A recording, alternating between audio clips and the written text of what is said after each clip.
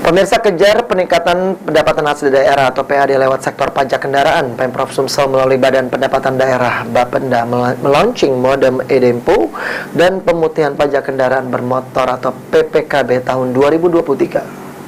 Wakil Gubernur Provinsi Sumatera Selatan Bapak Haji Mawardi Yahya. Kita iringi dengan tepuk tangan. Kejar peningkatan PAD melalui sektor pajak kendaraan, Pemprov Sumsel melalui Badan Pendapatan Daerah melaunching modem e-Dempo dan pemutihan pajak kendaraan bermotor tahun 2023 di Kabang Iwa pada Kamis 30 Maret 2023. Wakil Gubernur Sumsel Mawardi Yahya mengatakan program PPKB tahun 2023 ini akan dilaksanakan sejak 1 April hingga 23 Desember 2023 bagi kendaraan bermotor roda 2, roda 4, dan kendaraan atas air.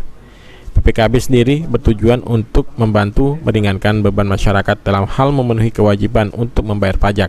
Selain pemutihan pajak kendaraan, Pemprov Sumsel juga mendorong penggunaan aplikasi e-Dempo. Ini adalah salah satu terobosan bagi Sumatera Selatan untuk mempermudah memberikan pelayanan yaitu kepada masyarakat dalam memenuhi kewajibannya untuk membayar pajak. Tadi sudah disampaikan melalui sistem digitalisasi melalui yaitu program e-Dempo ini tentunya Bapak Ibu sekalian tinggal kemauan.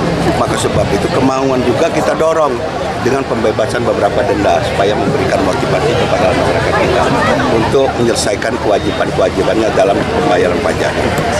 Saya kira itu ya. Sementara Kepala Bapenda Sumsel, Neng Mohaiba mengatakan pemutihan pajak kendaraan tahun ini juga didukung aplikasi e-Dempo yang sudah dikembangkan guna mempermudah dalam pembayaran pajak kendaraan bermotor. Selain lebih praktis, pemanfaatan aplikasi ini juga dilakukan hingga pukul 00 waktu Indonesia Barat. 44. Oke. Dimulai dari hitungan ketiga. 3, 2, 1. Ya, 1, 4. Satu lagi Pak. Nah, baik, hadirin yang berbahagia, dengan ini